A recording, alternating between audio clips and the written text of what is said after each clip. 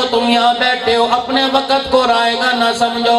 آؤ میں تمہیں بتاؤں علم والے کون ہوا کرتے ہیں. قدردانوں کو قدردانوں کی قیمت معلوم ہوتی ہے, قدردانوں کو قدردانوں کے اعزاز کا معلوم ہوتا ہے. آؤ تمہیں بتاؤں علم والے کون لوگ ہوا کرتے ہیں. اللہ کا قرآن کہتا ہے اللہ غنی, اندھے اور آنکھوں والے برابر نہیں ہو سکتے. خدا کا قرآن کہتا ہے جاہل اور عالم برابر نہیں ہو سکتے.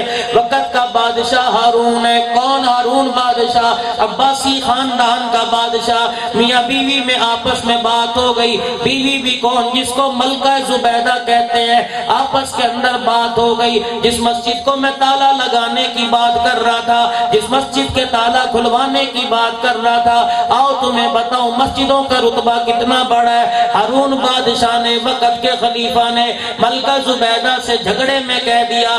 جھگڑا طول پکڑ گیا, جھگڑا ذرا زیادہ ہو گیا.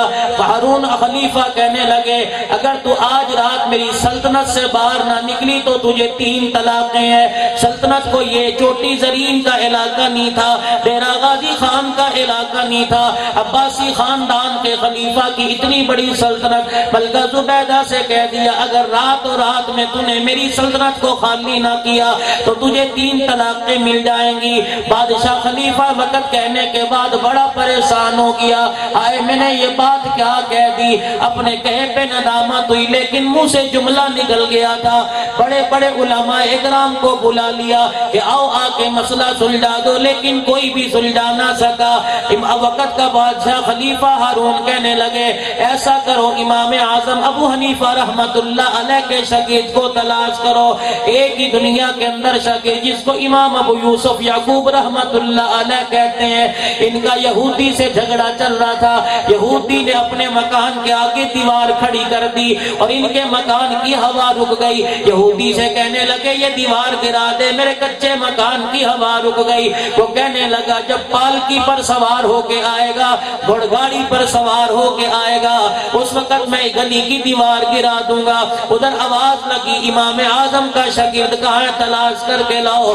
لوگ تلاش کرتے کرتے حضرت یعقوب رحمت اللہ علیہ کے پاس پہنچ گئے. آپ کو خلیفہ وقت نے بلایا, بڑے مسئلے کے اندر پھنس گئے. حضرت یعقوب ابو یوسف رحمت اللہ علیہ میرے عزیزوں وہاں پہنچ گئے. خلیفہ ہارون سے کہا کیا بات ہے؟ کہنے لگا بڑے مسئلے میں پڑا, تو امام اعظم ابو حنیفہ کا شاگرد ہے, کوئی مسئلے کا حل نکال دو. فرمایا کیا بات ہے؟ کہ غصے میں بیوی کو آ کے کہہ دیا کہ اگر میری سلطنت سے رات تک نہ نکلی تو تجھے 3 طلاقیں ہیں. حضرت یعقوب رحمت اللہ علیہ مسکرانے لگے, فرمانے لگے تیری بیوی کہاں ہے؟ کہ گھر بیٹھی ہے. فرمانے لگے اس کو بیٹھی رہے, تجھے 3 طلاقیں نہیں ملیں گی. اللہ والے یہ تُنے کیا بات کر دی, کوئی دلیل بھی تو دے. فرمایا یا قریب کوئی مسجد ہے؟ جی ہاں مسجد ہے. کہ اپنی بیوی کو لے جا کے مسجد میں بٹھا دے, رات گزار کے گھر آ جائے گی. یہ تو کوئی مسئلے کا حل نہ ہوا. کہ خدا کا قرآن اٹھا کے دیکھ وَأَنَّ الْمَسَاجِدَ لِلَّهِ. اللہ کا قرآن کہہ رہا ہے کہ مسجد اللہ کا گھر ہے, ہارون کی سلطنت کوئی نہیں ہے. اللہ اکبر. علم والوں نے ایک بول کے اندر مسئلہ سلجھا دیا کہ مسجد اللہ کا گھر ہوا کرتی ہیں, کسی باپ کی ملکیت نہیں ہوا کرتی. جب مسجد اللہ کا گھر ہے تو خدا کے گھر کے باہر میرے عزیزوں اپنے اپنے نام مٹا دو. کوئی دیوبندی لکھنا چھوڑ دے, کوئی بریلوی لکھنا چھوڑ دے, کوئی اہل حدیث لکھنا چھوڑ دے, پھر تو یہ تمہارے گھر بن گئے. خدا کا گھر بناؤ اور دروازے پہ لکھ دو وَأَنَّ الْمَسَاجِدَ لِلَّهِ فَلَا تَدْعُوا مَعَ اللَّهِ أَحَدًا. اللہ کا گھر ہے, یا اللہ والے اللہ کو یاد کرنے کے لیے آئے, یا کلمہ پڑھنے والے آئے, نبی کے امتی آئے. اگر کلمہ پڑھنے والا کوئی نہیں تو گھر میں آنے کی اجازت کوئی نہیں. میرے عزیزوں خدا کے گھروں کو آباد رکھو گے, خدا کے گھروں کو کھلا رکھو گے, اللہ دلوں کی کشادگی عطا فرمائے گا. اگر خدا کے گھروں کو تالے لگا دو گے تو اللہ تمہارے دلوں کو بھی تالے لگا دے گا. ہر قبیلے میں میں نفرت کی آگ ہے، ہر قبیلے کے اندر جھگڑا ہے۔ مجھے بتاؤ تمہارے چوٹی زرین کا کون سا ایسا گھر ہے جہاں جھگڑا کوئی نہیں؟ کئی ساس بہوؤں کا جھگڑا، کئی باپ بیٹے کا جھگڑا، کئی ماں بیٹی کا جھگڑا۔ یقین جانو ہم نے یاروں کی لڑائی سنی اور یاروں کی لڑائی دیکھی، ہم نے محلے والوں کی لڑائی دیکھی، کبھی آج تک باپ بیٹی کے لڑائی نہیں دیکھی۔ یقین جانو کافروں کو اپنے باپ کا حیا تھا، آج مسلمانوں کو حیا کوئی نہیں۔ غیروں کو جو کلمہ نہیں پڑھے واقف کوئی نہیں، انہیں اپنی ماں کا ادب تھا، آج مسلمانوں کو ادب کوئی نہیں۔ 10 سال کا بچہ بستر پہ بیٹھ کے ماں کو کہتا ہے پانی لا، 10 سال کا بچہ بستر پہ بیٹھ کے ابے کو کہتا ہے جا فلانی دکان سے فلانا سودا لے کے آ۔ رب کعبہ کی قسم ہے تیرا باپ تو جنت کا دروازہ ہے، تیری ماں کے قدموں تلے اللہ نے جنت رکھی ہے۔ اپنی جنت کو اپنے سے اتنا دور مت کر کے قیامت کے دن تجھے ڈھونڈنے میں مشکل ہو جائے، اپنی جنت کو اپنے سینے سے لگا کے رکھ۔ یقین جانو میرے نبی نے اعلان فرما دیا جس کے ماں باپ راضی اس سے میں کملی والا راضی، جس سے میں راضی اس سے میرا خدا راضی ہے۔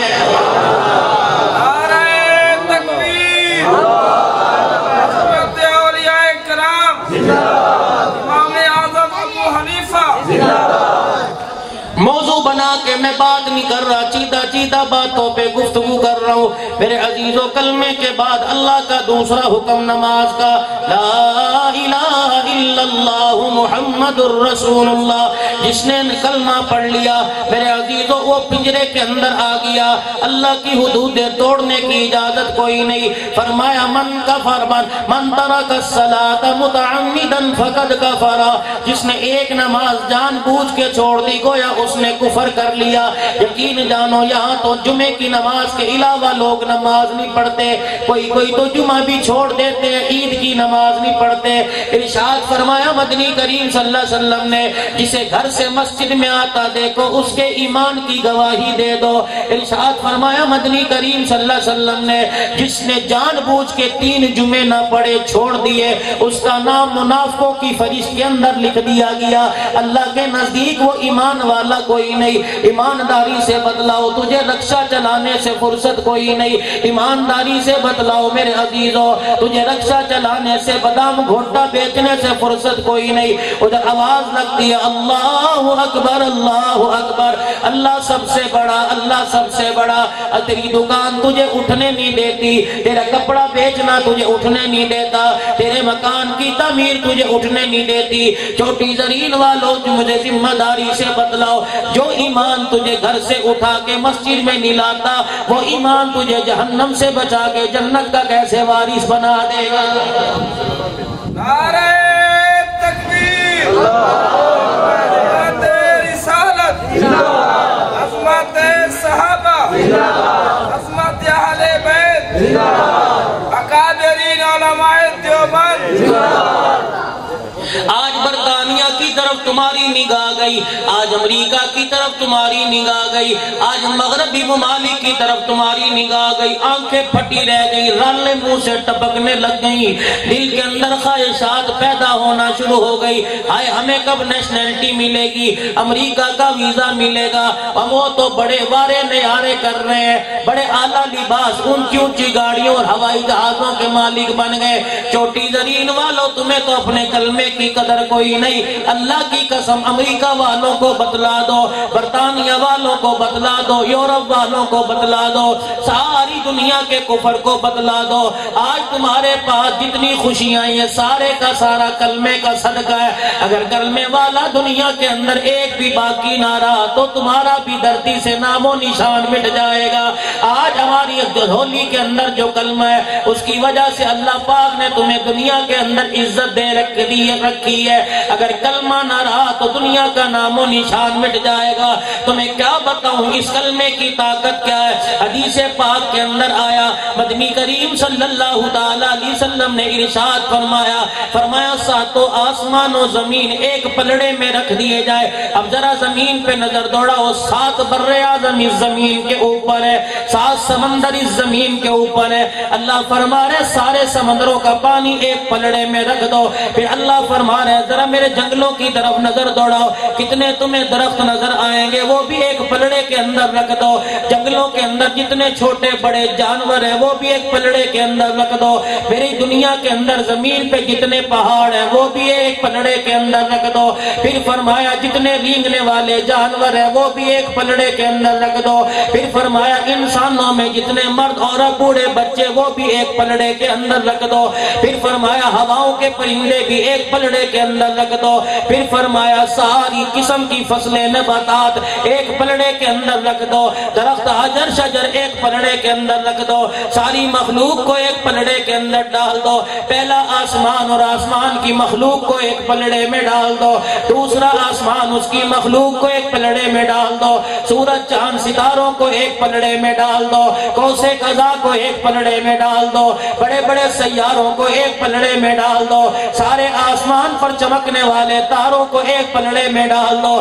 سارے بدلوں بادلوں کو ایک پلڑے میں ڈال دو، ساتوں آسمان کو ایک پلڑے میں ڈال دو، سدرۃ المنتہا کو ایک پلڑے میں ڈال دو، عرش کرسی کو ایک پلڑے میں ڈال دو، جبرائیل کو بھی اسی پلڑے میں بٹھا دو، اسرافیل کو بھی اسی پلڑے میں بٹھا دو، سارے فرشتوں کو اللہ کی مخلوق کو ایک پلڑے میں بٹھا دو، اور دوسرے پلڑے کے اندر کلمہ طیبہ لا الہ الا اللہ محمد الرسول اللہ رکھ دو۔ رب کعبہ کی قسم ہے ساری دنیا جس پلڑے میں رکھ دی گئی وہ پلڑا ہلکا پڑ جائے گا، کلمے والا پلڑا بھاری ہو جائے گا۔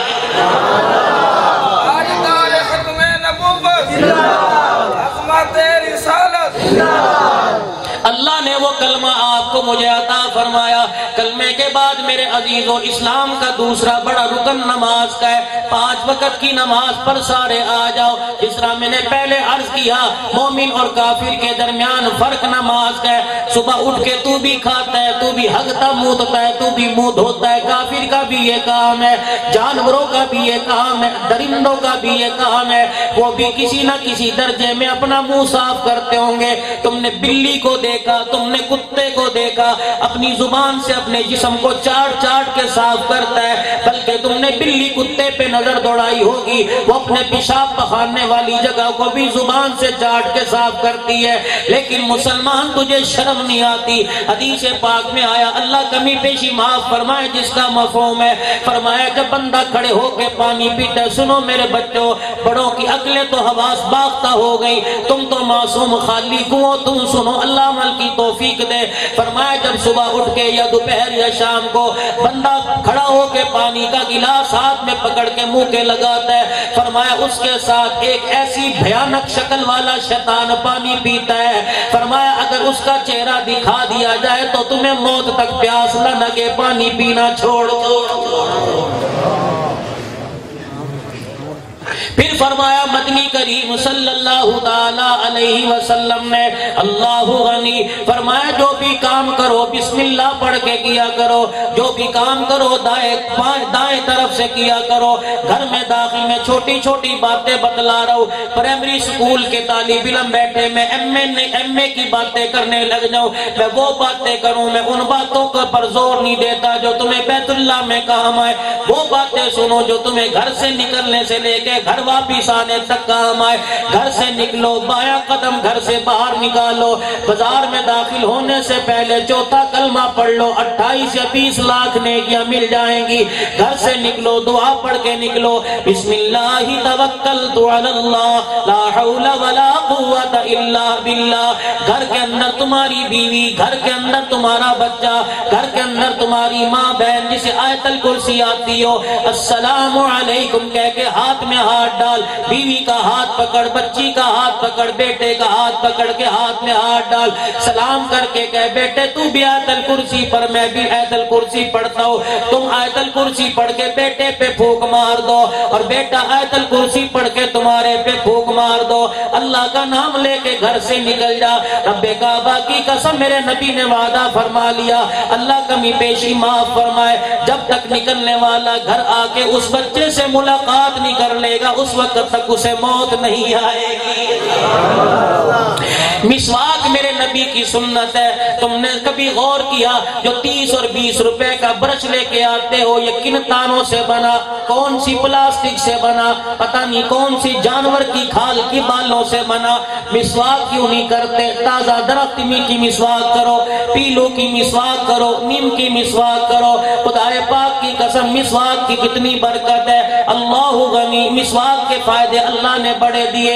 ایک فائدہ یہ کہ منہ سے ہواڑ ختم ہوتی ہے. مسواک کرنے والے کے منہ کے قریب فرشتے بیٹھے رہتے ہیں. مسواک کرنے والے کو موت آئے گی تو مرتے وقت کلمہ نصیب ہوگا. مسواک کرنے والا مسواک اپنی جیب میں رکھے گا, گاڑی کی سواری کرے گا, موٹر سائیکل ٹریکٹر ٹرالی کی سواری کرے گا, کوچ کی سواری کرے گا, ٹرین میں بیٹھ کے جائے گا.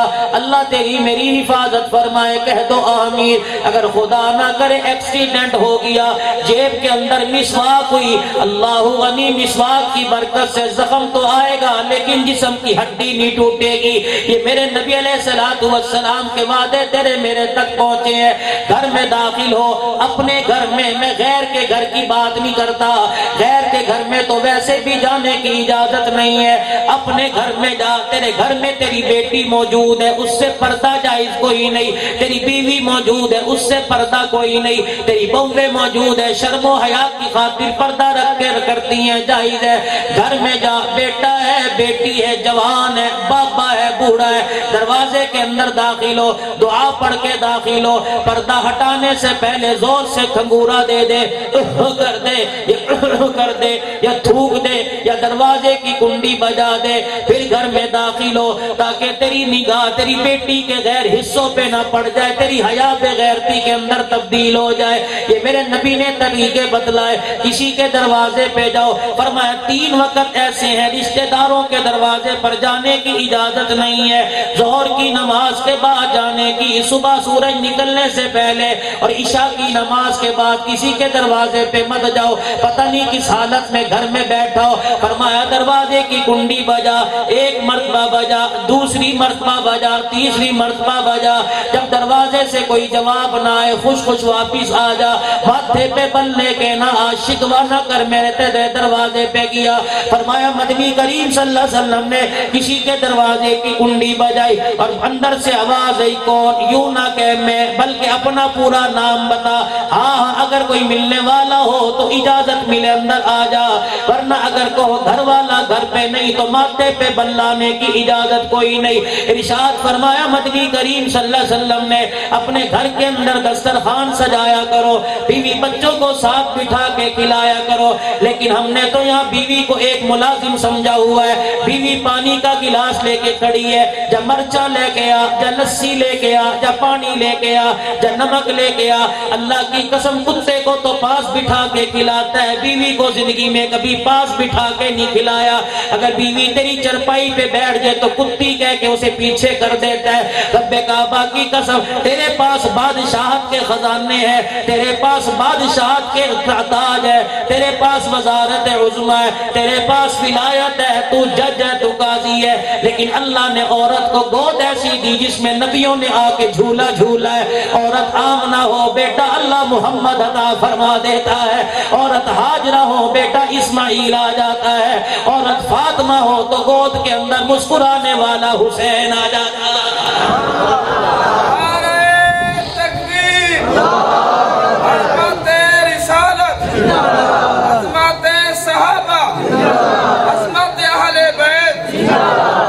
ایمانداری سے بتاؤ, میری باتوں سے تھکے تو نہیں؟